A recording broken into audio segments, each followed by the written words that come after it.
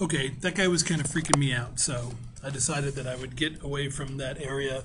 I thought he was going to follow me, and so I just figured, you know what, I'm going to get out of there and move to a different location. I'm actually in a secret location. It's called the private dining rooms, just for professors. So don't let anybody know that you were in here, even virtually. It's not acceptable. Not acceptable at all. Okay, so continuing on. We're onto an entirely different topic now, and somebody may walk in. I have no idea what's going to happen. People are walking by the door here. Let me just show you where I am. There's a window right here, and people just walk by periodically. So I don't know if they'll say anything or do anything. People are pretty oblivious, so they usually just keep walking. So we'll just start from here.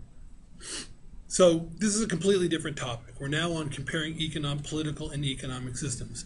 And the key here is to go ahead and really separate out the two, to distinguish between political systems and economic systems. And the reason that I do this is there's a discussion that goes on oftentimes in politics where people use words in ways that are completely wrong out there in the real world, right? So not that this isn't the real world, although it is kind of virtual, and so I could be well, you met me. I could be a program, but you guys have actually met me, so you know I'm real.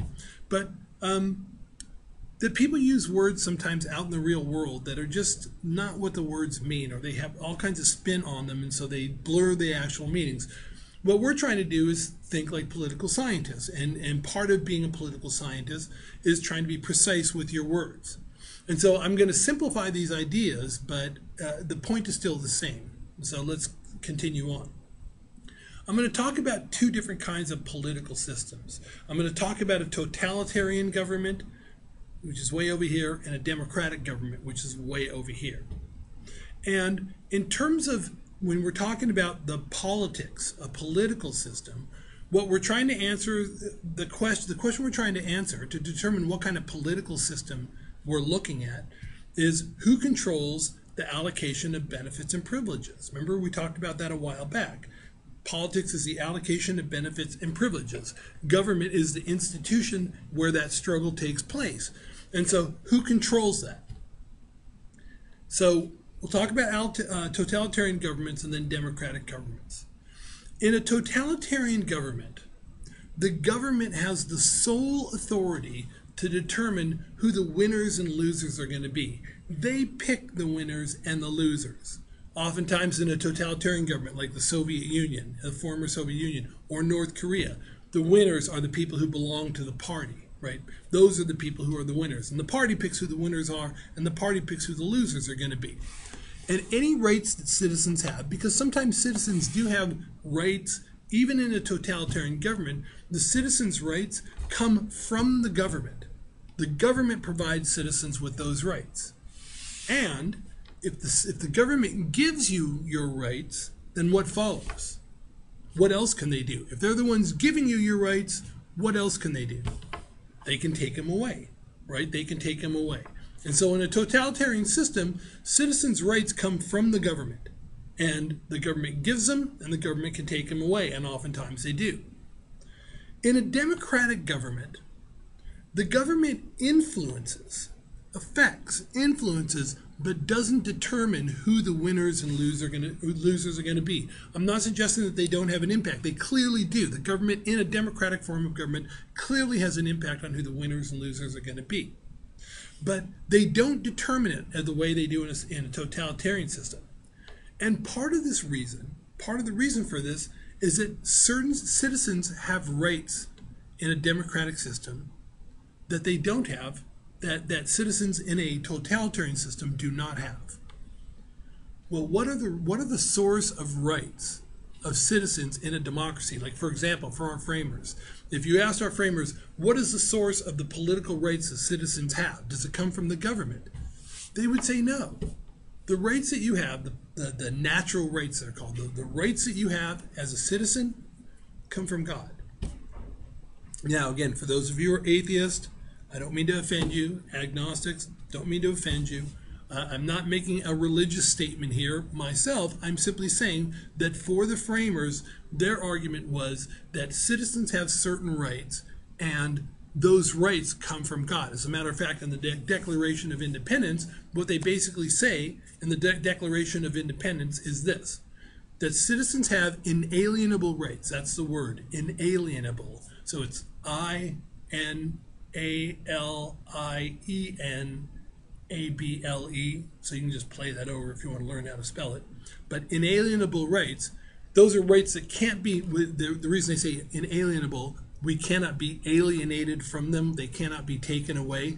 That citizens have certain rights, the right to life, liberty, and the pursuit of happiness.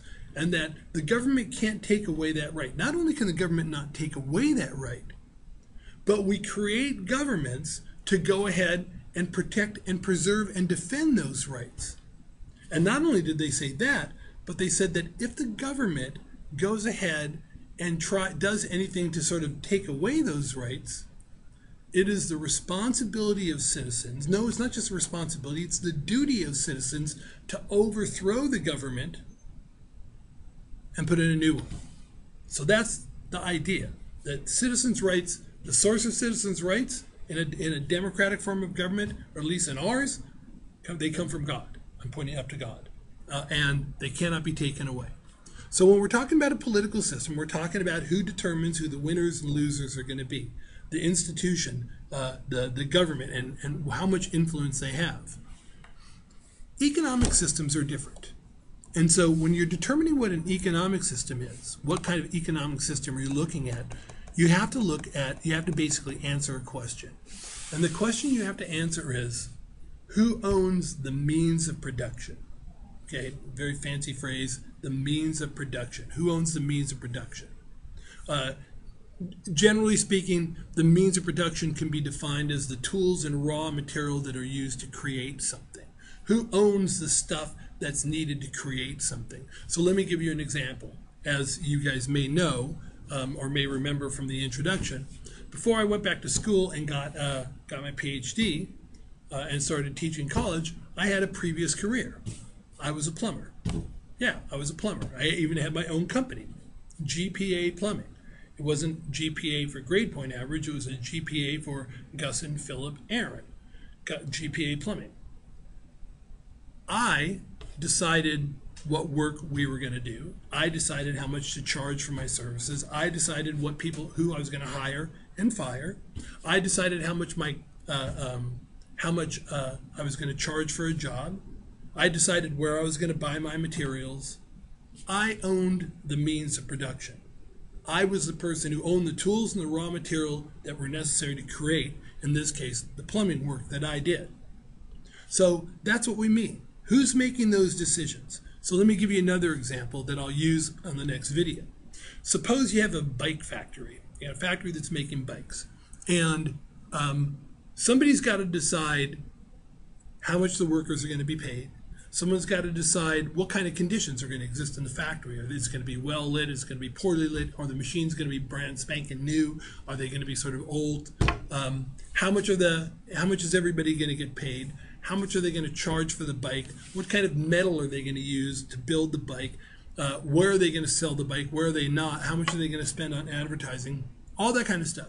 Whoever makes those decisions, the decisions for the bike factory, that's who owns the means of production. That's the person in charge, or the people in charge. They are the owners of the means of production. And so in thinking about this bike factory, I'm going to go ahead and talk about the differences between capitalism, socialism, and then communism. Okay?